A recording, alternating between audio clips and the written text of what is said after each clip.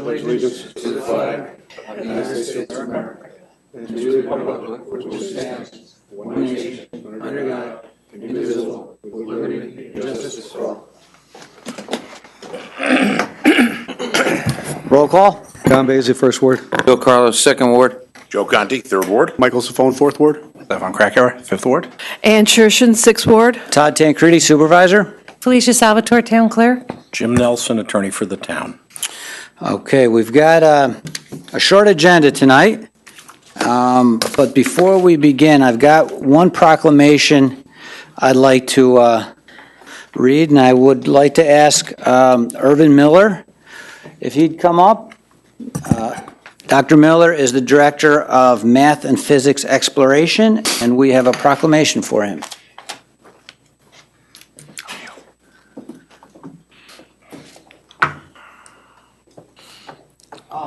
March. It's not on. March 14th is globally known as Math Recognition Month. Just come through? No, but you're doing good. And Might need a battery.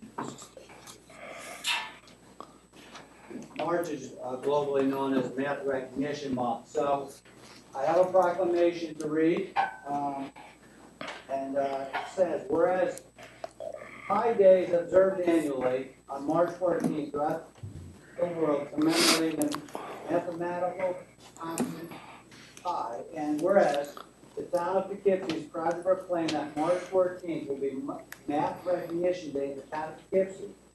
And whereas Math and Physics Exploration Inc. will select the students to be recognized annually using the 12 laborers of Minerva examination. Now therefore be resolved that the town board of town of Poughkeepsie does hereby enthusiastically proclaim March 14th as Math Recognition Day. And be it further resolved that originally signed proclamation be poured under the Great Seal of the town of Poughkeepsie, Dutchess County, State of New York.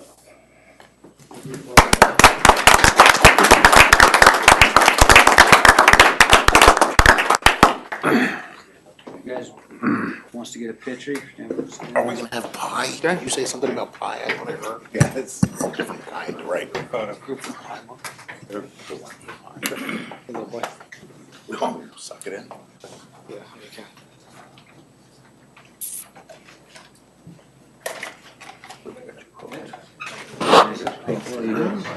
Easy, man. You should have got Angela up here.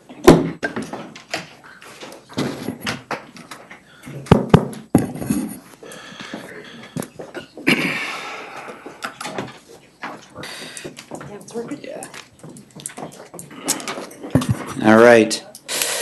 What I'm going to do is run through the agenda item.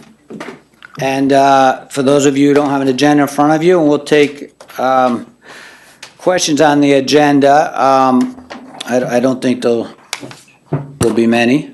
First thing we're going to do tonight is have a presentation by Dutchess County Public Works regarding a project they're going to do, a bridge on County Route 43, which is DeGarma Road. The county is going to be, I think, actually replacing those bridges. So we're going to have them tell us a little bit about what they're doing and what their plan is. 2 is to accept the resignation of one of our police officers. 3 is to accept the resignation of one of our highway employees. 4 is to appoint Cody Wilkinson to the water department. He's been a temporary employee there. 5 is to authorize bond counsel Douglas Goodfriend, who we've used for a number of years, and this is for our wastewater treatment plant project. 6, to authorize tax cert for Vieria Sardina Realty. And we have 2 special consents. First one is a notice of claim, which we're going to refer to legal. And 2 is to authorize, again, related to our wastewater project, capital market advisors to help the town with the bonding and so on. So I'd like to suspend the rules for public comment on agenda items. Doreen? Second. Oh, second. Hi, Doreen. Hi, Todd. How are you? question on agenda item 1 about the DeGarmo Road. The handout that was just given out, I have a question about something on there, so will there be Sure. a chance when Sure. the person's done to ask that question? Yes. Yeah, Thank we'll you. give you an opportunity, yep. Anybody else? Seeing no one, I make a motion to resume the rules. Second. All those in favor? Aye. All right, tonight we have with us Robert Balkind. He's the Deputy Commissioner of Public Works for Dutchess County, and with him is Matt Dukevich, who's the project engineer for this bridge project on the Garma Road. So if you gentlemen want to come up, that microphone, the microphone is working. Now you just have to switch it on and give it a minute to fire up. Let me get these boards positioned correctly. Okay. Yeah. I think we're trying to aim for the camera there. Is that right? I think he was able to pick them up okay where you had them. They can zoom in and move it, that actually fits the camera. Yeah, he can get them Yeah, he right there. gets them. so. Works like that? Yeah, it works perfect. Great. I think so. Hi, my name is Bob Balkind. I'm the Deputy Commissioner of Public Works for Dutchess County. I gave everybody an outline. If you don't have one, we have extras, just a couple of bullets that we're going to be speaking about. I just, again, want to introduce myself, Bob Balkind, Deputy Commissioner. Noel Nilly is our Commissioner of Public Works. The Commissioner couldn't be here tonight. She had other business to attend to. And also with me tonight, Matt Dukevich from our Department of Public Works Engineering Division. Matt's the project engineer who's been managing the design of this project with our consultant. So Matt will be available to answer any technical questions about the bridge project, if you have any at the end of the presentation. Basically, we need to replace the bridge superstructures as opposed to the actual full bridge replacements. The superstructure is the top layer of the bridge as opposed to the abutments and the wing walls that are on the sides of the bridge and the bottom of the bridge. We're not going to be going down as far as the foundations. We're going to be taking off essentially the big concrete beams, and we're going to be replacing those with new beams. The bridge has been identified as in need of a superstructure replacement. The DOT in their biennial inspection program has identified the beams as rated 4, which is a poor condition structure. And these bridges are significant. DeGarmo Road carries, I think, in the order of 10,000, close to 10,000 vehicles a day. It's a significant connector, obviously, for all of those of you who live in this area.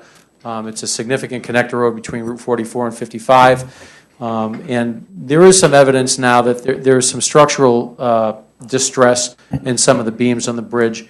And we want to address this now in a controlled project rather than do an emergency closure and have to address it sort of in an emergency situation where we're not prepared to act on it. So we're seeking to do that. In addition to the superstructure, the upper portion of the bridge that's in distress, the footings of the bridge have been suffering from scour and erosion due to high flood events. About 4 or 5 years ago, we had to do a mitigation project underneath the bridge to repair a significant scour situation that we found. A good portion of the northern abutment of the bridge near the golf course, the golf center, was significantly undermined, and that obviously would compromise the structural integrity of the bridge. So we did a project to fill that scour pocket underneath the bridge footing with concrete, but we knew that that was a temporary fix and that ultimately we need to address scour on a long-term basis. When we have the bridge deck removed from the bridge, we'll address scour. We'll put scour mitigation measures at that time. We're also going to be doing the bridge just south of the big double bridge that we're talking about. There are 2 bridges in this project. There's the double bridge, the 2-span bridge near the golf center, and there's the one just south of that near the drive-in theater. We're going to be doing both bridges at the same time. Both bridges were built in around 1970-71. That puts them at about 45 years old. Typically, the bridges would last 70 to 75 years. So we're not quite at the end of the bridge's life, and that's why we're going to retain The superstructures, the substructures, meaning the abutments and the footings, those don't have to be replaced, but we will be addressing scour. Both of the bridges were built at the same time. They both have the same genre beams, and we feel it's appropriate to try to do them both at the same time while the road is closed, minimizing the inconvenience. We looked at a few alternatives when we decided that this bridge needed to have some attention. We looked at basically replacing the bridges on the same profile, which means the same vertical alignment, the same elevation. And we also looked at replacing the bridge superstructures and raising the road profile. And, well, actually, the one alternative one was replacing just the two-span bridge on the same alignment, same profile. Alternate two was replacing both bridges and raising the profile of the road. Alternative three we looked at was replacing both bridges with no change in profile. The preferred alternative we wound up with was alternative number two, which was to replace both bridges while raising the road approximately 3.5 feet at the maximum change. This allows for a modern bridge superstructure on an improved roadway alignment that meets the current standards. The bridge, basically, we're creating a thicker bridge section, a thicker bridge deck and bridge beam system. And because of that, instead of pushing the low part of the bridge down toward the creek, we're raising the top of the bridge up to facilitate that increase in bridge thickness. We obviously know that the Wappingers Creek at DeGarmo Road is suspect at high flooding events. That watershed creates a significant floodplain when we have 50-year, 100-year storm events. The Lewis Farm property to the south of the bridges floods entirely. The old Gray's nursery floods entirely. The Overlook Golf Center floods entirely during those high water events. So we knew we couldn't lower any part of that bridge and restrict that opening any more than it is now. One thing we also were aware of and we want to convey is that no matter what we do to the bridge as far as raising it, we will not be able to stop that flooding situation. The way the stream and the way the floodplain works there, the bridge itself is not, the bridge elevation is not the restricting factor for water getting through that bridge. It's basically the bridge width, which we're not scoping to change at this point. We're just doing the deck area.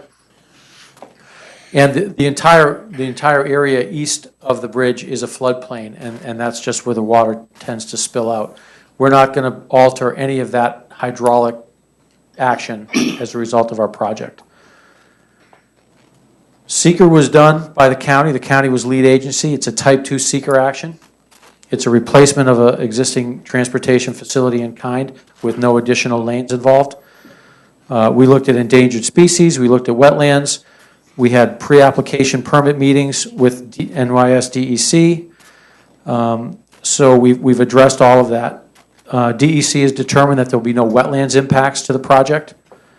And we did have to deal with some endangered species. We have bats that could be an endangered species affected by the project. In order to mitigate any negative impacts to the bats, we have to take trees down. Any trees that we're required to take down, we need to take down between October and March, and we're going to try to do that very shortly. Dutchess County is going to progress the job under their standard activities permit, and there were no historic or cultural resources to be impacted by the project. Again, we're simply taking the tops off the bridges and putting new superstructures back on top of them. Traffic impacts are going to be significant during the project. DeGarmo Road will be closed in the vicinity of the bridge projects. We have a detour established in conjunction with New York State Department of Transportation. We'll be using Route 44, Burnett Boulevard, and Route 55 as the detour route. The detour will be signed throughout the entire duration of the project, and we are in fact reworking the signal timing at the Route 44 signal at Brickyard Hill to accommodate the additional traffic that is likely to result from our detour. That was part of DOT's requirement to issue us a permit to do the detour on their roads, that we had to alter the signal timing to get traffic moving through that Brickyard Hill intersection a little bit better. So that's something that we had to do, and we're going to do that during construction. The detour route will be well signed. We're going to put signage up for some of the local businesses that are going to be impacted by the closure, the Overlook Golf Center and the drive-in theater. We're going to be putting signs up to let all people know that those businesses will be open, and you'll just have to follow the detour route around to get to them. In order to get to the Overlook Golf Center, you will have to come in from the Route 44 side. You can't come up Route 55 up Overlook Road. And to go to the drive-in, you will need to come in at the Route 55 side. Obviously, we have a very small window here in the Northeast to do construction work. We have to do it during the summer months, the spring, summer, and fall. Unfortunately, that happens to coincide with the same time that those businesses are at their most active when they make all their revenue. So we recognize it's a hardship for those businesses, but we think that doing the bridge in a controlled project manner is better than doing it as an emergency project where we may have to close the road for a prolonged period before we can even get the project planned and done. So we think we're going to try to do the right thing by those businesses by planning the project, trying to get it done in one construction season. We did have to acquire some right-of-way for the project. We had to acquire property from the golf center, from Germania Club, and the town of LaGrange owns some property adjacent to the project that we had to acquire rights to. And we have, and there's also another private property owner on the southeast side of the bridge of the project. We're in the process of finalizing that right-of-way acquisition. And I'm going to talk about that when we get into the schedule discussion. The outline, and I apologize, I meant to hand these out before we started. I don't know if I have enough, but I'll get you all outlines. The outline has two schedules. It has a regular schedule and an alternate schedule. Basically, the question is going to be whether we can build this bridge this summer or next summer. And what's going to make that decision for us is if we can get the last property acquired, which is that private property on the southeast quadrant. If we can get that in time to get access to do the tree removals so that we don't affect the endangered bat species, if we can do that, we can get the trees taken down and then move forward with our project this spring and get it done by the fall. If we can't acquire that property, finish that acquisition in time to get the trees down before the end of March, which is what the DEC and the Fish and Wildlife require, then we won't be able to do the project because the trees will be in our way when we go to lift and swing new beams onto the bridge. So everything hinges on this one final property acquisition. We've had some good news today that we think we may be on the path to getting that by the beginning of March. We have a tree contractor lined up to work as soon as we get access. But we're just not at that point where we can say definitively that we will have the project in this calendar season. If we don't do it this season, we'll basically do the process in the fall, get the trees down in the fall, and then do the construction project in the spring of 2016. So that's really the only difference in the schedule. If it works out that we can get it done this year, we'll get bids in March, we'll open bids in April, we'll begin construction in May, and wrap up in November. If it doesn't work for this year, we'll do that same process next summer, next spring and summer. Just real quickly, best way to show this. These are the two bridges. It might be a little hard to see on this, but we're going to be raising, this is the two-span bridge where everybody likes to jump off into the creek where the swimming hole is. We're going to be raising that about 3.5 feet at its maximum, and same with the smaller bridge to the south. We're going to taper the road back down to meet the existing road section. We're looking at an area of about 1,100 to 1,200 feet of road work and bridge work in that area. That's going to be the total length of the project. Here in the map showing the layout, this is the Overlook Golf Center driveway. That'll remain accessible to Route 44. This is the two-span bridge. And we continue southerly. This is the single-span bridge. And the project limits are just a little bit beyond each bridge. The road section will remain the same. Is that correct, Matt? shoulders getting a little wider. So we're going to have 12-foot travel lanes and 4-foot shoulders on the bridge. I think right now the bridge has about a 2-foot, 18-inch to 2-foot shoulder. So they're going to go to 4-foot shoulders, and the roadway sections that we're going to be replacing and working on will also have 12-foot lanes and 4-foot shoulders. Every project that we're doing in Dutchess County now with Dutchess County DPW, we're seeking to put at least 4-foot shoulders on all of our projects. That ties in with the Dutchess County pedestrian and bicycle plan. And ultimately, as we keep expanding our projects and doing more work on all these bridges and all the different road work, eventually we'll be able to attain 4-foot shoulders everywhere, which will be a lot more pedestrian friendly and bicycle friendly. And we're working toward that goal. So I think that's pretty much the presentation that I have. I'll turn it back over to the board, and if you want to moderate questions, we'll be more than happy to answer them. Thank you. Bob, is there anybody from the board who has any questions for the county? I did have a few because it's in my ward, and you did answer quite a few of them, and I thank you for that. I was actually speaking to the supervisor that I have a fear that I'm drawn, I think it's actually over Rocker where Germania is and American Legion. I'm afraid we might get some spillage that's going to create cars to go up that way if they miss that detour and then use over Rocker, which is a common occurrence. But that's more on our side because that just had to be more policing to make sure the cars aren't going too fast.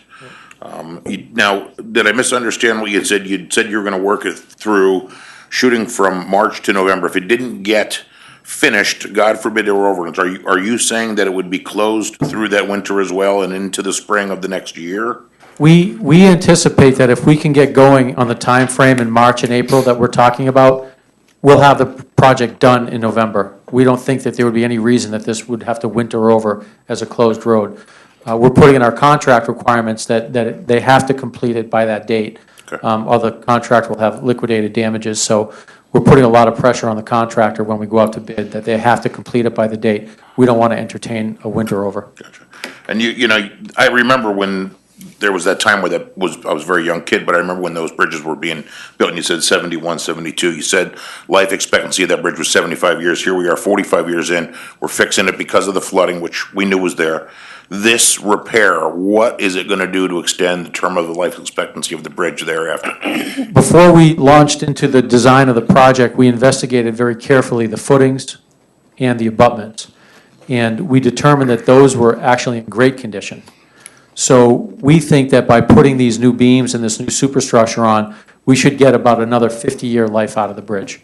So we'd be extending the bridge considerably, the life of that bridge, especially in addition to putting the scour countermeasures in at the footings. That'll really provide for we think a 50-year maintenance-free bridge. Another small detail, but a big one. You'd said bat study. You found there was endangered species. Got to remove trees. Are those trees a specific tree that there are none around there? You know, I mean, I'm sure you're not going to clear them all out, but are there going to be other trees that these bats will be able to go to keep that habitat balanced? Yeah, the requirement with the bats is basically that there are two species of bats that are of concern. There's is it the northern long-eared? And the Indiana. The Indiana bat is an endangered species. That's a known fact. The northern long-eared is potentially endangered. They haven't made a final determination, but in anticipation of that bat being declared endangered, the mitigation is to get trees down before the bats come out of their hibernation.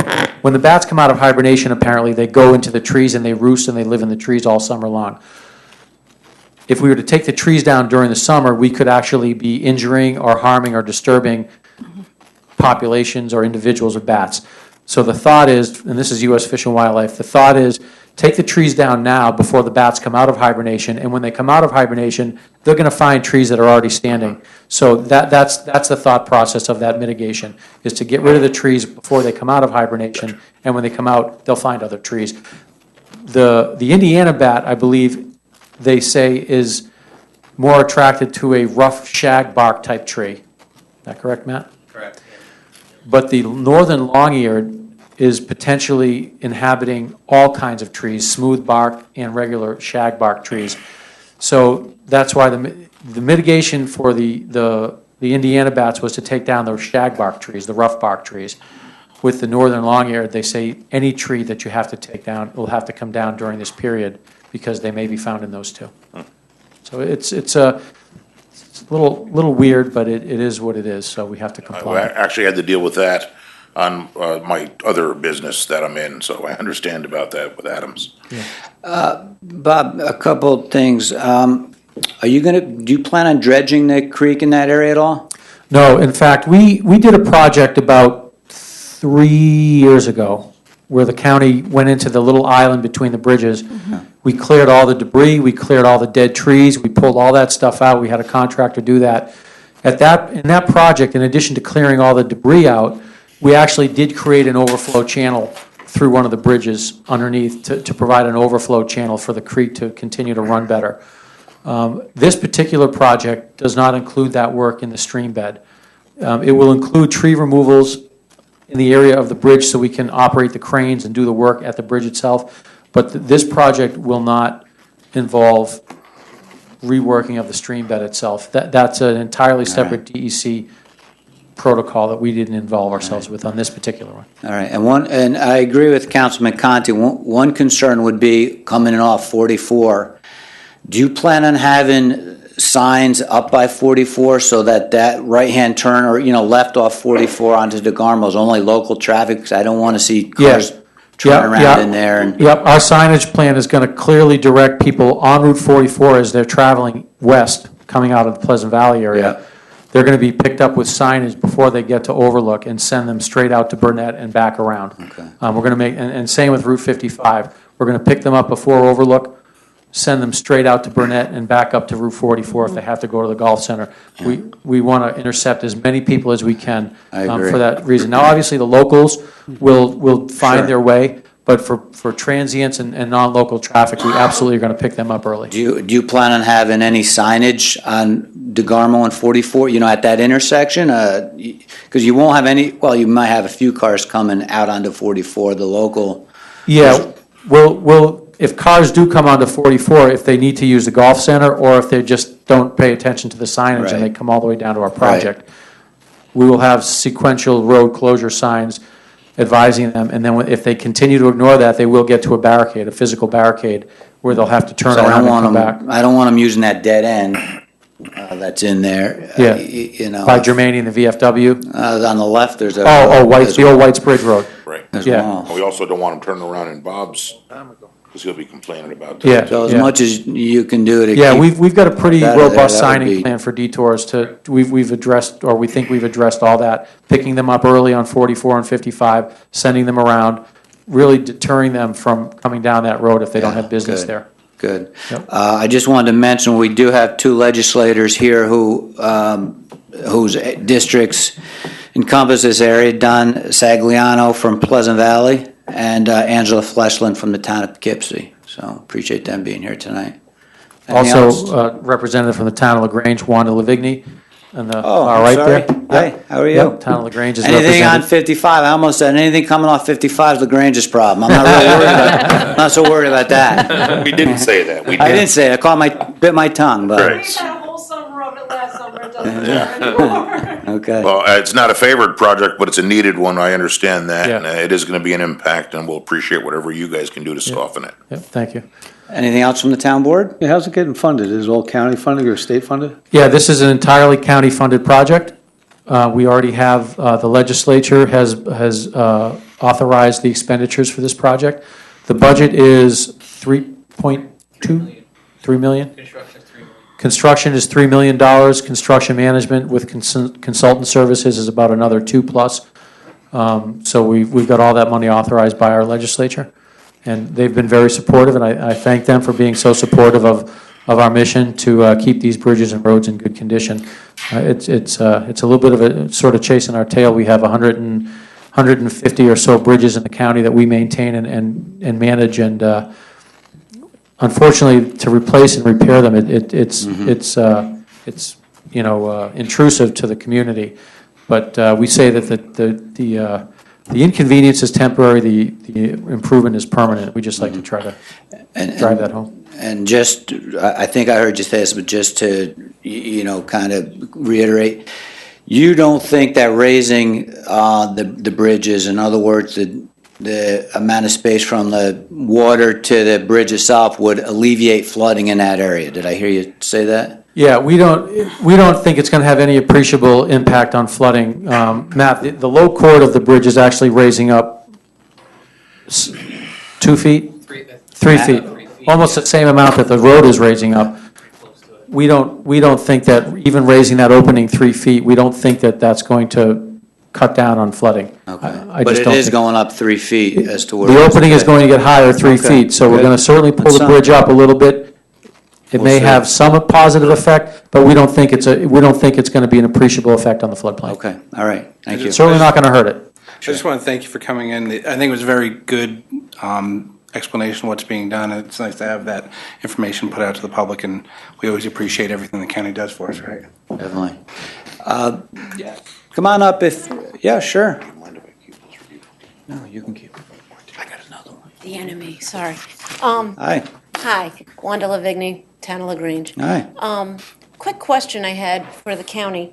The town's water plant is obviously one of the properties you got some land from. Will we be able to get in there, obviously, during construction? Will there be any impediments to us? Because obviously we need to get in there daily. Yeah, we'll make sure you have access. Are you between the two bridges, or are you on the north side of the two-span? I don't think you access from DeGarmo, correct? Is it? We is do. it- Oh, you do have. You know where the drive-through entrance is? Yeah. That we share the same, Yeah, we're not. It's We're not gonna further. be that far down. Our project one's gonna be, depending which way you're going, we're gonna be north of that. Okay. Matt? Closure, so you shouldn't have any problem. Are you down by the park where the fields are and the? We're by the drive-in, Drive-in. just right, the same entranceway with the drive. Yeah, so Where White the, Bridge used to. yeah. yeah. Yeah, our project terminus is going to be a bit north of that. So if there'll be full access to the drive-in theater the whole time. So if that's your access, then you'll have full access to your facility. And that means also the drive-in won't have any problems operating during the summer? No, they'll be Correct. fully able to get, but again, traffic will have to come from the Route 55 side to get to them, Right. but it'll be fully accessible. Okay. Same thing with Overlook Golf, we're gonna. Matt, could you swing that microphone towards you? Thanks. The same at Overlook Golf, we're not gonna close until after their driveway. We don't want to impede access to those businesses, so. And then just one last favor, when you guys are able to know when you can proceed, I'm sure the town of Poughkeepsie would like it too. If you could just let us know and we'll pop it on our webpage and we'll Yeah, just that'd put be some great. pictures out in Yeah. town Yeah. too. The next few weeks are gonna really tell a tale for us, so. Yeah. When you know, I mean, I know. Yeah, we you're working think together. we think that we'll know within about 2 weeks of whether it's going to be a 15 or a 16 project. We're really pulling out all the stops to try to get that right-of-way secured and get the tree contractor in and get that done.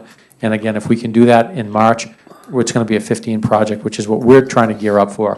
But the next 2 weeks is going to really tell the tale on whether we can do that. And those two businesses have been made aware of the timetable and the project. Yeah, and everything. Matt, you've met with the businesses to. Yeah, we took a small easement from Mr. Hines at the golf center, so we worked with him extensively. And he talked to Hyde Park Drive-In, or I'm sorry, Overlook Drive-In quite a bit, and so Okay. they're all aware of what's coming. Yeah. Okay. Right. Thank you. You're welcome, thank you. Doreen, did you have your question answered, or did you have something else? If you do, come on up.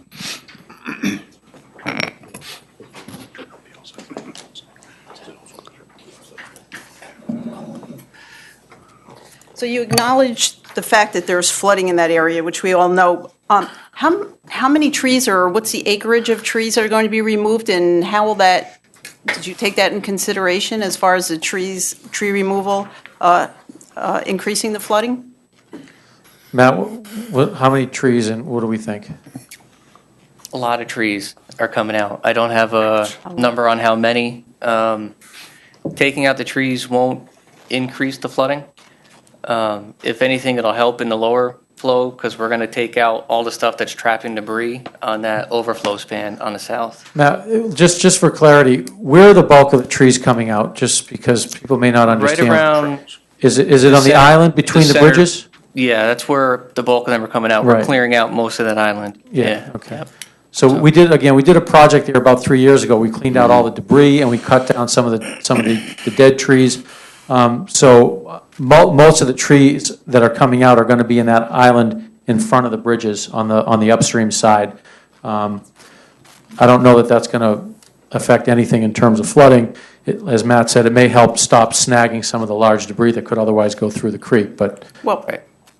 okay, the snagging will be in the creek. I mean, I'm imagining you're going to be taking trees that are outside of the immediate area, and, you know, trees absorb water and all of that. So, and there's no estimate as to how much, you know, half acre and a quarter of an acre? If I had to thumbnail it, half an acre. Wow. It's, But these aren't, I mean, this isn't like a heavily dense wooded area, at least in the island area. We've already cleared out most of that. That's pretty open now. yeah, I mean, That- there's that's not- maybe 15 trees on that island that's Yeah. coming out. Yeah. The rest is basically access related Yeah. off of the southern bridge. Okay, and the last question, it says here that there are no wetland impacts. But is there any wetland or wetland buffer disturbance, or just that you're not considering them to be significant impacts? No. DEC made that determination. Right. There are no regulated wetlands in the area. Right. So we're not disturbing any wetlands at all. Okay, so is there any actual stream disturbance? We're going to be putting stone and driving sheet piling into the stream bed. It's going to be very localized around the footings. That's for that scour mitigation that we're trying to do. Yeah. And again, DEC, they've reviewed our plans extensively. We've done all the notifications to DEC, and DEC has considered this project eligible to be done under our standard activities permit, which is a permit that the county maintains to specifically do bridge and highway maintenance work that is not real intrusive to wetlands and water bodies. There are some bridge projects that we do that we have to go through a full-blown DEC permitting process, just like anyone else does. We're doing that with many bridge projects right now. This particular bridge project, DEC said, was not that type of project where we would have to get individual permits. So DEC did look at this very closely. Okay, and last thing, the town does have an aquatic resource protection ordinance. You looked at that, whether any permit was needed under the town's law? We have not considered that, and I do not know if the county is bound to town ordinances, quite frankly. I don't know if that's the case. We like to think you are. Yeah, I know that's a question, and I'm being frank, I don't know. I honestly, that'd be a legal question, and I'm not an attorney, so I don't know if we're bound by that or not. We try to honor the intent of every town's ordinances that we work in.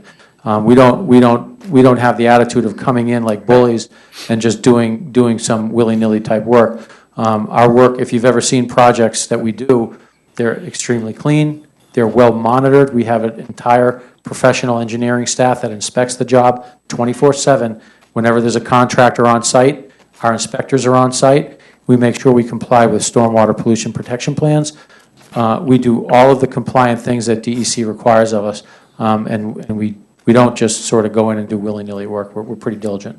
Well, I would like to know if the town's aquatic resource permit applies, because there is stream and stream buffer protection under the town's law, so I would like that checked into if Sure. possible. Yeah. Thank you. We'll ask our attorney for sure. Is there anybody else who would like to ask the county any questions about this project?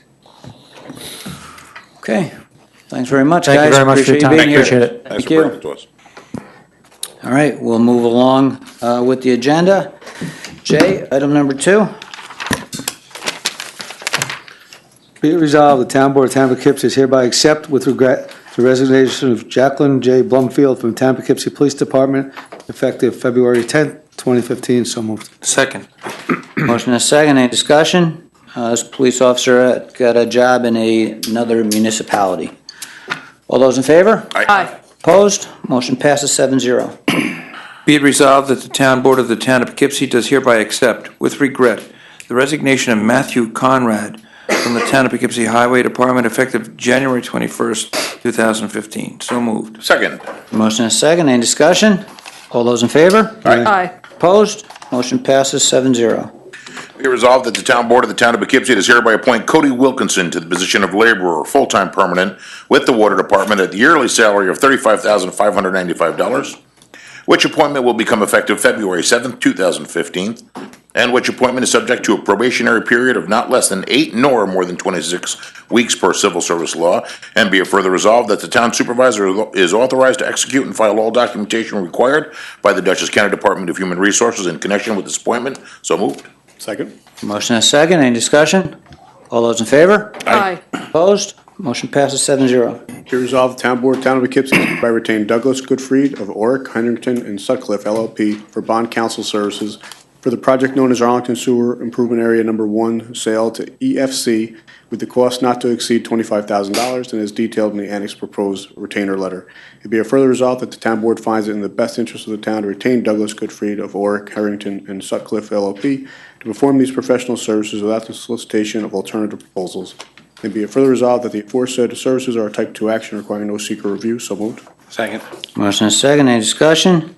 Town's hoping to finance this project through EFC, which hopefully will save us about a 1% over, what we might be able to otherwise do, and right now the rates are very attractive, so. We have a motion and a second, all those in favor? Aye. Opposed? Motion passes 7-0.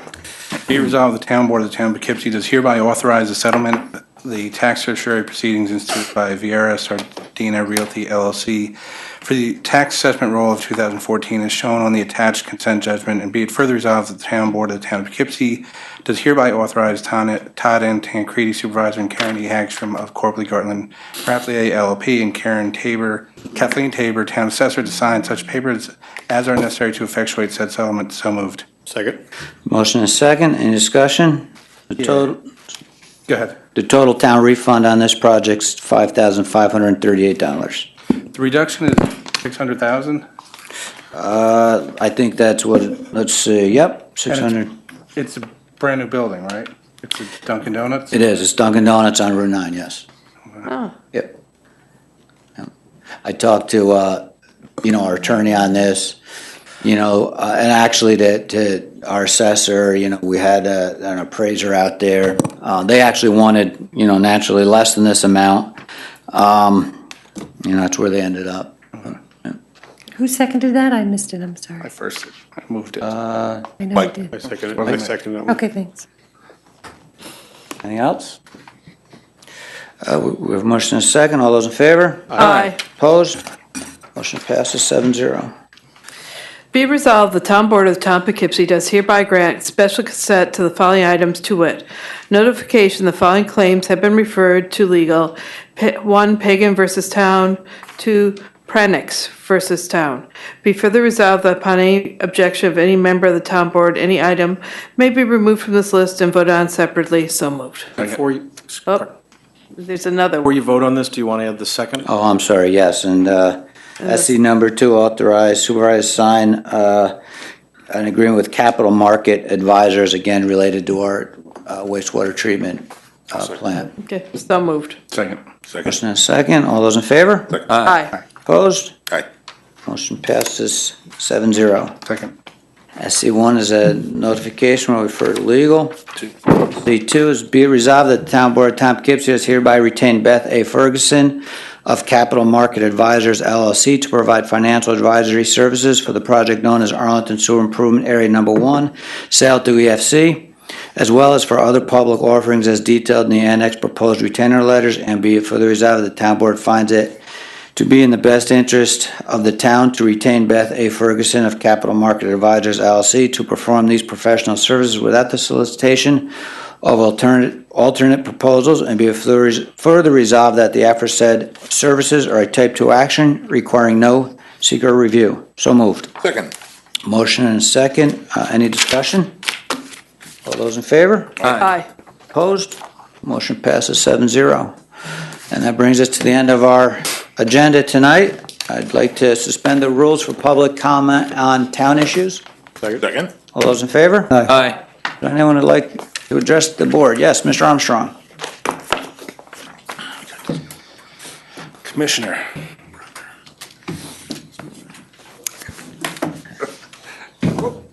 Easy. Careful now. Easy. No insurance here. A couple of questions on number 5, the bonding council, you said. Yeah. What does that cover?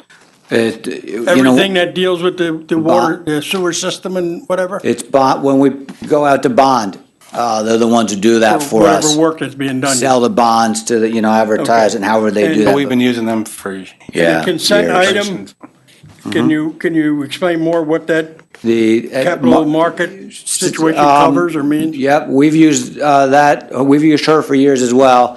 What she'll do is when we go to EFC, there's just reams of paperwork that we need to pull together for that part of that application. Okay, She'll- for all the projects and stuff. she'll do that for us. You're not talking about one specific. Well, this is for the upgrade of the. Anytime we go to bond. The reason I'm asking the question. Yep. The Country Club Estate Yeah. project, Yeah, that's not being billed to the people yet, is it? To the not yet, taxpayer? that's not part of this. This is just the So I Arlington guess Sewer I gotta Treatment go to the Plant. That'll be tax- coming Okay, yeah. before too long. Then I guess I gotta go to the tax department and find out why the improvement charge on my tax bill has gone up considerable, If you, when with my value Mm-hmm. going down. if you come in, if you're gonna go to the tax department, that or Jim Wadowitz, our controller, Wadowitz will could answer probably you. give me Yes. some answer, because I He'll be able got to to call answer into that. him anyway about another subject, so. Okay. Okay, thank you. You're welcome.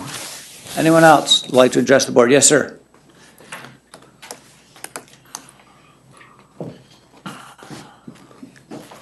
Good evening, Hi. council members. My name is Ed Sayago, and this is Andrea Sayago. Hello. We are here to discuss a concern for the New Hamburg hamlet. We're speaking on behalf of the New Hamburg Neighborhood Association Okay. with respect to a specific concern that Andrea will get into some details on. Feel it's an appropriate discussion this evening, since we've had a really Sure. fascinating discussion on the bridge and how it affects bats and Okay. and the citizens' right, quality yeah. of life. I missed the So she missed the bats. the bats. So while she's presenting, I'll hand around some Sure. materials. Sounds Thanks. great, thanks. So, thank you for taking the time to listen. We live on 4 Main Street in New Hamburg, and there are actually a number of residents of New Hamburg here tonight. Thank you, sir. That are part of the New Hamburg Neighborhood Association, and we're here to discuss with you guys and to bring to your attention a really significant issue relating to the increased use and harm caused by the New Hamburg terminal, which is the Botini oil tanks that are located on 17 Point Street. Oh, I'm sorry. I'm just going to give a description for, if you guys have a way, if you would prefer me to go about describing everything, I'm happy to follow that, but I prepared a You're doing list just of. Go ahead, yeah. I prepared a list for you guys of all of the things that we are currently experiencing. Andrew, with if you can just respect- get a little closer. I'm sorry. That's better. I created this list for you guys that sets out all of the effects that we are currently experiencing regarding the use. And I'm just going to start with the increase in use. So over the past 2 to 3 years, the use of the New Hamburg terminal by Botini Fuel has increased exponentially. Historically, as recently as 3 years ago, the terminal was utilized at a much lower volume and was not utilized by 18-wheelers, the big tank trucks. The volume use of the New Hamburg terminal has steadily increased to upwards of 80 trucks a day. That's 160 trips in and out of New Hamburg on a daily basis. They come in and out of the New Hamburg terminal and travel on our hamlet's small and narrow roads. And obviously, it's a very dense populated residential neighborhood. The volume of the truck traffic is very high. The types of heavy trucks that are utilizing our streets and the number of trips in and out of the terminal is creating significant traffic hazards within the hamlet. It's creating an excessive amount of noise, emissions, congestion, noise pollution, and a physical danger to the citizens of the town who are out utilizing the streets and enjoying the property and the town itself. The types of trucks that we're seeing are large oil delivery trucks. In addition, we are also seeing a significant number of the large 18-wheeler tanker trucks. And the operating hours that we are seeing these trucks coming in and out of the hamlet of New Hamburg is between as early as 3:30 in the morning. Typically starts around between 3:30 a.m. and 5 a.m. and is a regular volume of trucks that come in and around and through the town through 8 p.m. And this is 7 days a week. It's constant. The average trips per day, based on our observations, in the course of a single day, we can see an average of 10 trips in and out of the New Hamburg terminal each hour, with periodic use at 15 to 20 trips within an hour, depending on certain times of the day. I also, if you go to several pages back, we recorded the traffic in and out of the town from where I'm located. It's pretty good bird's eye view of a lot of the trucks coming in and out. And there's a truck log that I provided for you from 2 random sampling days, one on the 13th of January and one that was yesterday, as well as 2 other samples of early morning traffic that we experienced that is obviously pretty much the middle of the night. The truck traffic, we recorded it in order to substantiate our claims so that you guys would understand that this is a real and significant issue. And if you'd like to see the recording, we're happy to provide copies. The written log is, like I said, attached. The other part about this is that this isn't just seasonal. These trucks come in and out of the town all year round. During the summer, fall, spring, it doesn't matter. The volume is high no matter what time of year. And it's not just the smaller trucks, they're not small trucks, but they're really big 18-wheelers and then the large oil delivery trucks. So the next thing we wanted to let you know is that they're using the town's roads, small little narrow roads in the hamlet, to access the terminal. So depending on the type of truck, it affects the route that they take. So the regular oil delivery trucks, they typically come in, well, they almost always come in over Bridge Street and onto Main Street and then take a left on Point and right down into the terminal. But the 18-wheelers take a different route. They come down over Bridge Street and then make a very hard left turn, almost 180 degrees, down into where the railroad station is, and then all the way around the Railroad Avenue and up River Road and into the terminal. And then when they come out, they actually don't go the same way. They go left out of the terminal on Point Street and then come up around like they're making a big circle. The routes that the 18-wheeler has to take, they have to make these huge sweeping turns just to fit into the roads. And other traffic, car traffic, pedestrian traffic, we have to stop and get out of the way or else we're going to get run over. The roads are small. I'm not sure if all of you are familiar with New Hamburg, but the roads are not large. There are no double yellow lines but for Bridge Street that comes into town. It's a pretty densely populated neighborhood with a lot of homes, a lot of families, and a lot of kids. And the risks to pedestrians is significant, particularly in the warmer months. This is a recreational area with White's Marina and the New Hamburg Yacht Club. There are a lot of kids that are out riding bikes and playing. People come to New Hamburg as a destination to enjoy the river. And they are dodging oil trucks and 18-wheelers constantly in order to, come into town. And obviously that's not particularly enjoyable. In addition, we've noticed that the trucks that are utilizing the terminal have to do a significant amount of maneuvering in and out in order to actually fit into the terminal. And so many trucks pile in at one time that often these trucks have to sort of back and forth and in and out and in and out, and it makes a lot of noise. And the volume, that terminal could probably accommodate is far below what's currently happening. There's a lot of congestion. We see a lot of the trucks lined up on the street. They line up on River Road. They line up actually down Point Street towards White's Marina. They used to line up on on Point Street going the other way, but they've now lined up further to the marina. But there are still people's homes right there that they're sitting in front of with their trucks idling. The other part is that the traffic laws are not being obeyed. They are coming into town at a rapid rate of speed. They don't necessarily stop at all the stop signs. And it's certainly concerning if they can't see you, it's obviously a cause to be worried about. The effect that really we're feeling because of this excessive use is the noise. It is unbelievable. The volume of truck traffic and the number of trucks that come within a small period of time, it's just one after the other. And all you hear is truck engines constantly. Do you think now when did you notice, how long has the increase been? I know I've received a couple phone calls from residents over the last 6 months, but over what period do you think it's the last 6 months? The last 2 years. Oh, that long? 2 years ago, they sold some terminal across the river. She said there was no tractor trailers there before that. They've been trying to get back into that terminal, but something's not working. They told us when we discussed it early in the spring, they're going to try to get back in. It hasn't happened. The only minor changes that we've been able to make the gate changed, and you said the direction changed because we were worried about they go over by the train station, they were tearing up the lawns, they were coming out by Scribner's house, they were afraid they were gonna tear up the road, so now they go in one way and out the other way. And they've been actually filling up during the day, not to come down, so as you said in your log too, you don't see as many little ones in the morning, but still, I hate to say I disagree with your numbers because. This is I real stood- numbers. This No, I is stood there recorded. today, and the traffic is just as bad there as this. Now they can't go across the bridge, which we were trying to get the county to fix the other bridge. Now they all come up and you're dealing with them all along Channingville. You get down by St. Mary's Church, you can't turn the corner down there. I think your numbers are off because I think there's more. You think there's more? I think there's more, because I tell you, I was. Yeah, I mean, look, No I only offense, gave I you really two do. random samplings. I We've sent- we've I can sent, record more. No. I We've have sent, security cameras, so. Zoning and planning department have both been down there and they're trying to build a case.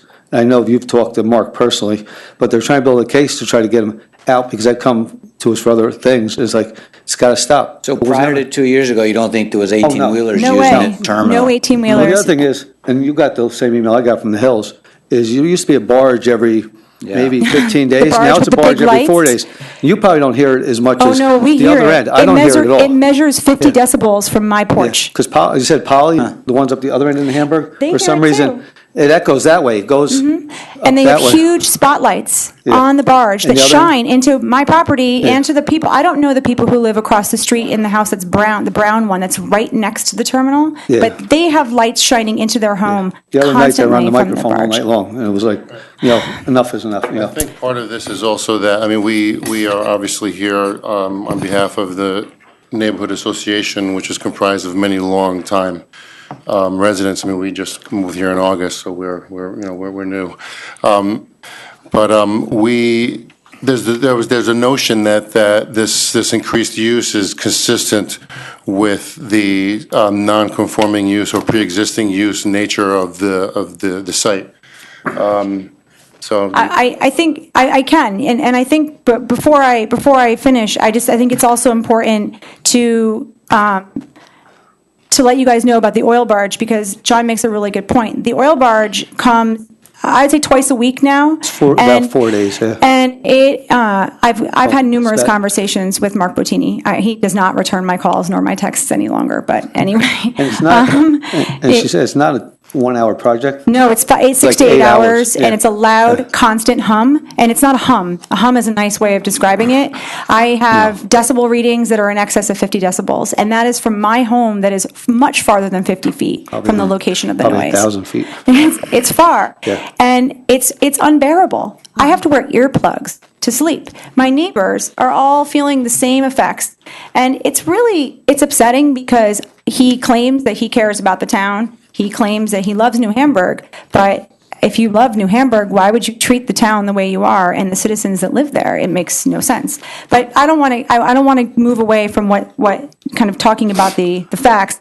The other thing that's important to note is that the idling is constant. And I have spoken to him about this several times, and Mark has told me that, I've told my drivers not to leave the engines on. However, many trucks, maybe half, are not even from his company. So he has no way of controlling what they're doing. He has no one there policing the terminal to make sure they stop idling. There are so many trucks that it doesn't matter if people turn them off when they arrive. Someone's turning theirs on at the same time. And literally, there's a truck at least 2 to 3 on constantly. Are they like a supply point for multiple companies, or are those other trucks And they have the same- owned by Bottini, but just different? I think they lease them out, a lot of bigger ones. They own multiple oil companies. He's Yeah, that's acquired right. several in the last couple of That's what I was years, gonna say. It and might that be is that they're all also. Oh, I'm sorry. My thought would be that they might all be owned by They- Bottini. 'Cause they- No, I see other companies that are So not they owned use by that him. facility to, like, all different companies go in, it's, Well, he's got the state contract for 3 counties, and she said all these big tractor trailers all have different names on them, and they're doing a lot of these runs to all these big state buildings and things that they're doing. Because she said years ago, you never saw them, and you see them all now because the other bridge is closed, so, you guys are complaining, but I tell you now, there's a lot of other people right along that whole corridor from, down the bottom hill, all the way to St. Mary's, say the same thing. A lady came in today and says to me, she goes, Absolutely.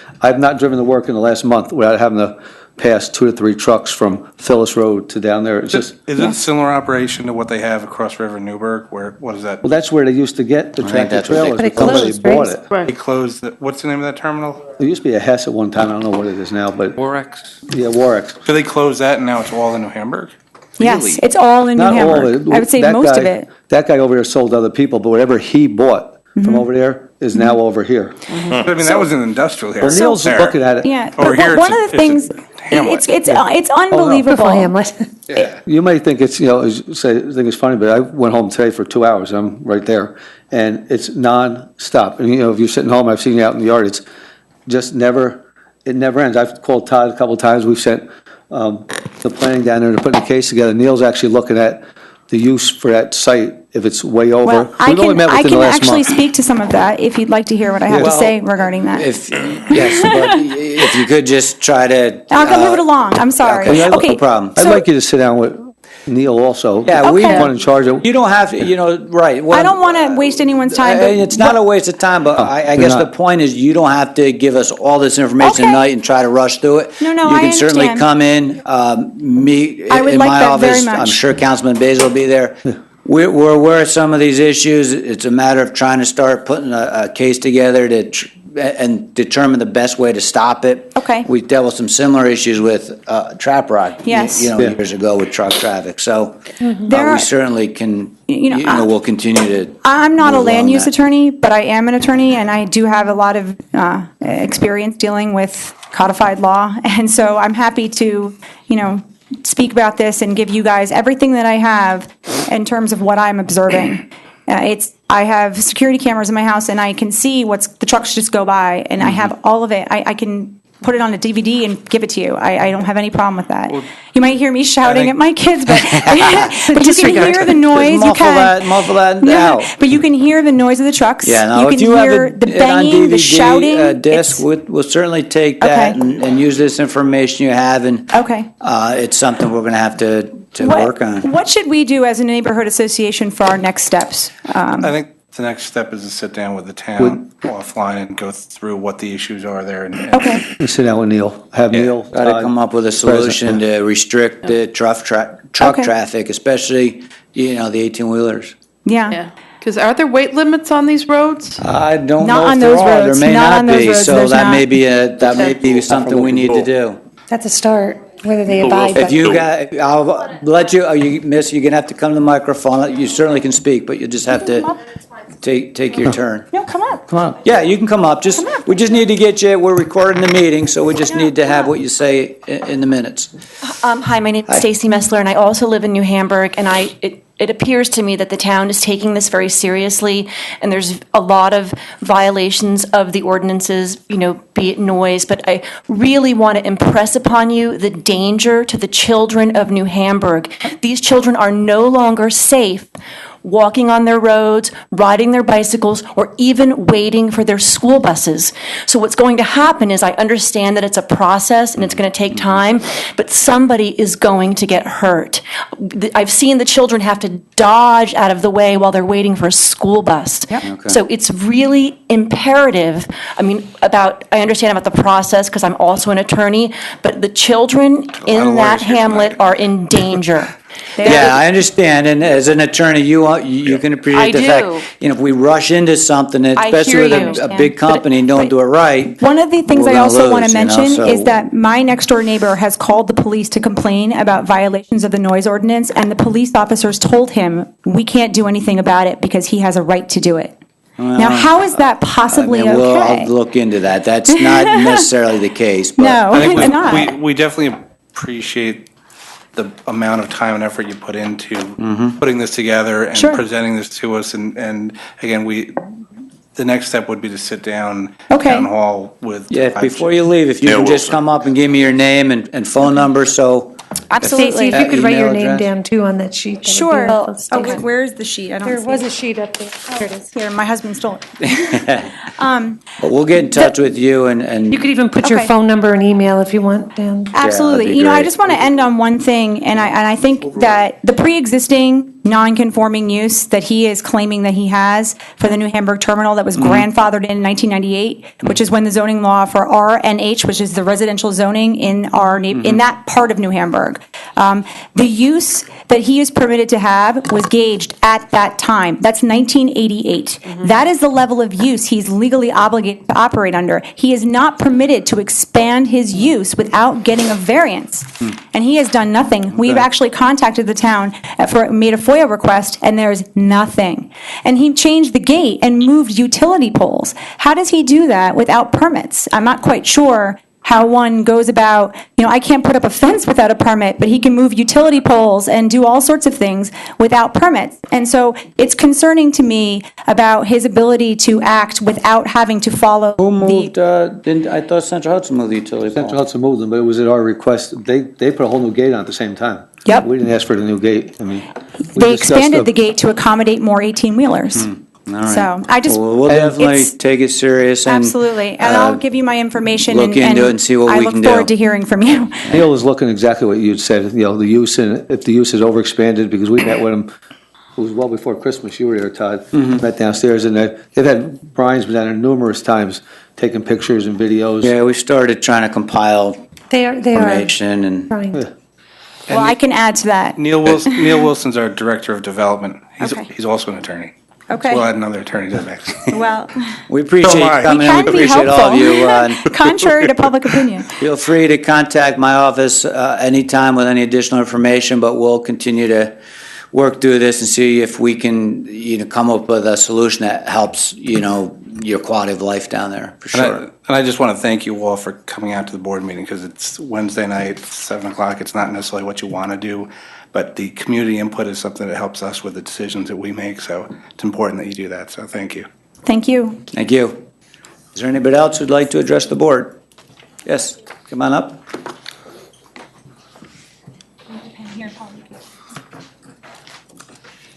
My name is Polly Myram. I live on 33 Point Street. And one thing I was thinking about to bring to the board's attention about this is I moved to New Hamburg before the train station opened. And that caused a huge change to our community and the town and Metro North. We have 1,000 cars that park in our town, and people come racing in over the bridge. And by and large, the police department, Metro North, people have really worked with us. The parking signs that all had to be put up. There have been a couple of times where, there have been thefts. I think that what we're talking about with Botini and the trucks is a much more invasive thing to our quality of life than the 1,000 cars Sounds that like come it. every day. But I just wanted to remind you that our cute little town is really being Yeah, no, overwhelmed. it's a great area, great hamlet, so thank you. Okay, thanks. Young lady in back, or either one of you, both of you come on up and take turns. I'm Susan Barbarisi. I live at 11 Division Street in New Hamburg, and I just want to say that all of us in New Hamburg, whether we're longtime residents or more recently arrived residents, we appreciate the what it is, and it's a very special place. But we all know there's a train station, there's a marina, there's a yacht club, and we all know that there has been this fuel farm, let us call it. So I just want to emphasize that, and I know everybody, we've talked extensively, and nobody wants to get in the way of someone else's business. But no individual business should negatively impact the quality of life. And our other concerns, in addition to the noise pollution, is also the air pollution from this, which I think at this point is significant for a residential area. And I want to contact DEC to see if there was a way we could adequately measure it, and I will try to follow up with that. So it's not only a safety issue, it's a health issue, and I know when we talk about the whole part of the Greenway as well, I think going forward, we're thinking about more, there will probably be more use of the area as a recreational area for people, not just New Hamburg residents, but others. And so I think it's a good time to be looking long-term as well as dealing with these issues right now. And I appreciate the town being willing to do so. Thank you. Thank for your you. words.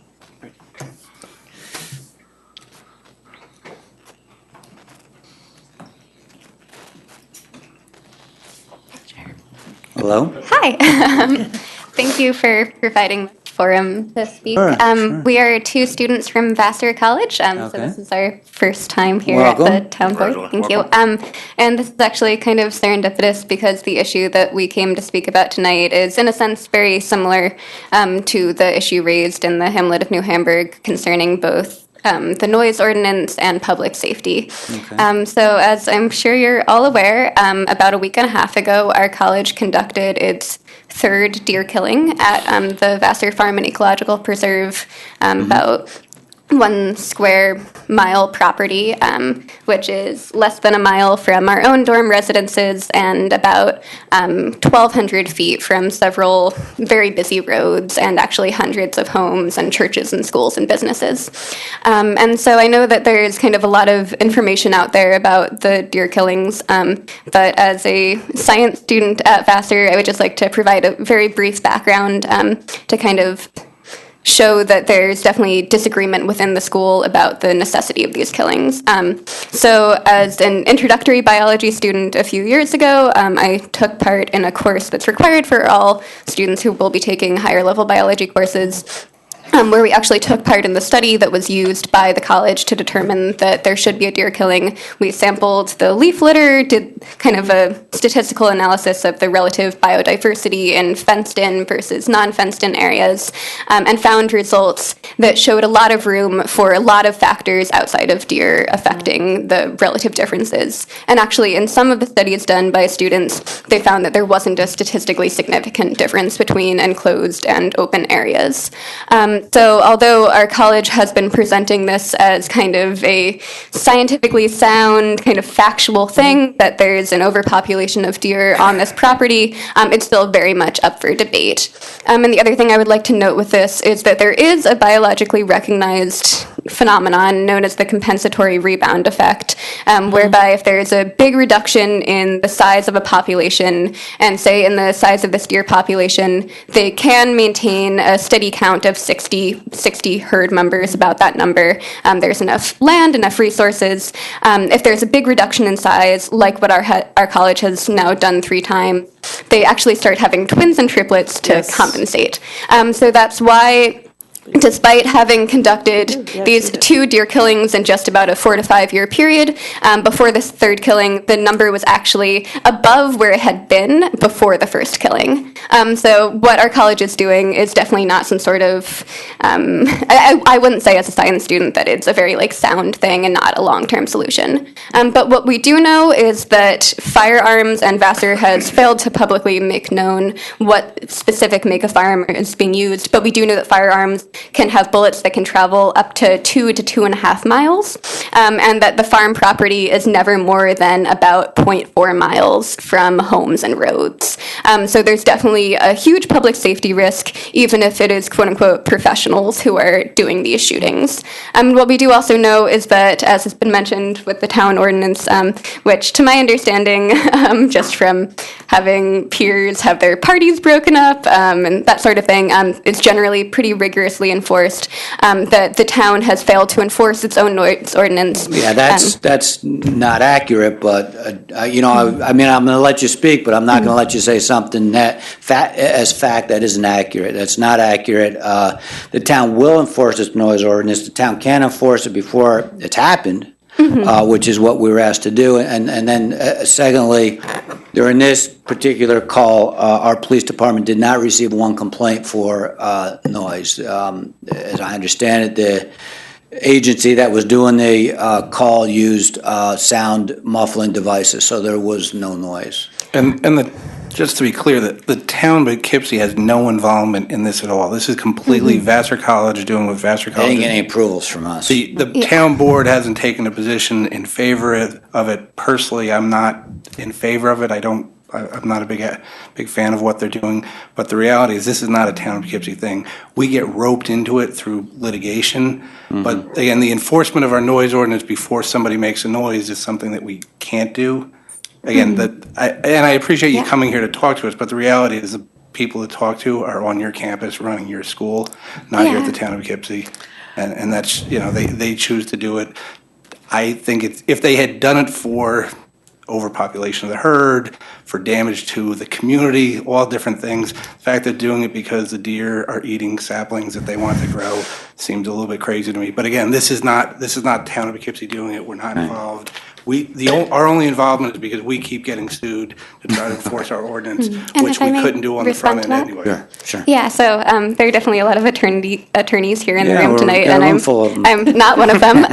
But to my understanding, and again, Makes me a little nervous, but anyway, go ahead. yeah. So to my understanding, and I'm a college student, not a lawyer, but to my understanding, since this is an event that we know has been happening basically every other year, and to my understanding, my school has notified, if not you all, then the town of Poughkeepsie Police in advance. And also to my understanding, just as someone who was in the town at the time of the shooting and was able to hear the shots, and have heard from many other people who were just kind of at home with their kids for the weekend, and suddenly found themselves explaining to their young children why they were hearing gunshots from their living room. I know I asked the police department if we had received any complaints of gunfire, and the response I received from the chief of police is no, we hadn't. Okay, so yeah, I'm not sure if beyond that, people. I can't I'm not sure if people were calling it comment, in. I know at this point it's kind of become this thing where people are just kind of expecting to every few years hear gunshots just a few hundred feet from their homes. But to my understanding, as a non-lawyer, the town could. My college should be receptive to kind of the town laws. The permit that my school has received from the DEC does not kind of supersede the local laws, and because this event is kind of announced in advance and for good reason, the town could say we believe that these shootings are in violation of our ordinance. Okay, thank you. Did you just hear for moral support? Well, we appreciate you young ladies being here tonight, and appreciate your comments. Thank you. Anybody else wish to come up? Yep, I didn't even realize you were still here. Come on up. What do you do? You getting overtime? Hair oil. Yeah. DeGarmo. Right left. Another bridge in New Hamburg, maybe? Bingo. Yeah, bring it across the Hudson, that way the trucks can There you access. go. Another river crossing.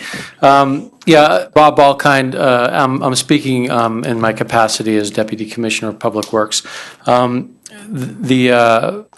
of the issues that were raised with the New Hamburg quality of life issues that you've been hearing about, I think it's important just to note for your information and for the information of the constituency here, Dutchess County Department of Public Works, with support of the Dutchess County Legislature, approved funding for a rehabilitation of the Wappingers Creek Bridge, the New Hamburg Bridge, which is County Route 28 as it goes over the Wappingers Creek. Back in the spring of 2014, money was authorized through the legislature. They had the foresight to approve that money, to authorize that money, because the bridge was subject to initially it was subject to a closure. We had a significant structural issue with that bridge about a year and a half ago. And we had to close the bridge, and then we were able to open it to a limited load posting. Essentially, I think it's a 12-ton posting limit right now, which means small commercial vehicles can go over it, passenger cars, pickup trucks, but not a lot of vehicles much bigger than pickup trucks can go over that. School buses, full-size school buses can't go over that bridge safely right now. I can't speak to the volume of trucking that's going on at the oil terminal, but I can speak to perhaps the issue of the large truck traffic meandering through the hamlet streets, which is obviously a significant safety issue. Dutchess County DPW is working with one of our design consultants, and we expect to have the plans for that bridge completed for the rehabilitation in the fall of 2015, this year. And we will go out to bid, and we will build those improvements in 2016. I can't tell you now because it's very early in the design process. I can't tell you if the bridge will be entirely closed during that construction period or if it will be open partially to traffic while it's being rebuilt. But after 2016, when the work is completed, the heavy truck traffic should probably be back using County Route 28 and not having to meander through the hamlet streets to get to the terminal. And I know that I'm not saying that to try to placate people's concerns about safety, because it is a significant concern in the village. I'm just offering it as information that hopefully the traffic issue on the hamlet streets will be, although a bit long-term, it'll ultimately be fixed when the bridge is rebuilt and reopened. But No offense, that's not going to help the village at all, No. because, no, it'll help the Channingville Main Street corridor Yeah, into the no, village. I understand of it. Wappingers, but as far as the hamlet goes, it's not going to help the hamlet Right, at and all. I understand it. There'll still be noise and there'll still be other concerns, and the bridge project isn't being done to sort of help any of those problems that the folks are having. I'm just giving it as a point of information, so truck traffic hopefully will not be going over the old railroad bridge, and it'll be on the main bridge where the trucks belong. But I understand it's not a matter of, it's not going to eliminate the noise or the air pollution or the disturbance. It just might take some of those heavy trucks off of some of the village streets, just as a point of information. All right. Thank you, Bob. Thank you. Okay. Thank you. Anybody else like to address, ma'am? If you want it, please. We'd like that. We usually hold civil meetings. We don't. Yeah, All right. I'll just Thank you. offer that Thank you. when the big bridge is reopened to full traffic, there could be some mechanism by which the other bridge is restricted from heavy trucks, and it may force. Yeah, we're going to look at all those issues. It may We've force got the town trucks onto roads the that big bridge. we have options. Thanks, Bob. Ma'am, did you have your hand up towards the back? I was just going to point out, I think. Well, miss, Have to miss, come up if you, front. yep, can't get you on, we've got to get you on the minutes. That's what the Very problem is. simple. Nobody does. Sure, that's all right. Diane Levitt, another resident. Diane, how are you? Okay, thanks. I just wanted to point out, I believe he thinks that the terminal is the one on Route 28. And Okay. he doesn't understand that the main terminal is over the railroad bridge. Yeah, no, we So I just underst- thought, no, I know you do, but I Yeah. just thought for clarification, because everybody was up in arms, I think he's speaking of Okay. Route 28. Yes, that terminal, that little one, Oh, yeah, and I. will be easier when the bridge is I think open. there's some, well, I'm not so sure that terminal's going to still be there, but All there, right, well, I don't know how to get your pen to work, but. we know you are. Hey, we know you are. Oh. Hey, it's one of those fancy ones. Fangled Those new ones they've come out with. That's all I wanted to say. Thank you for having us Thank tonight. you. Thanks for being here. Anybody else? All right, see no one to make a motion to resume the rules? Second. All those in favor? Anything? Make a motion to adjourn. Second. All those in favor? Aye. Downward adjourns at 8:23 PM. Gimbal.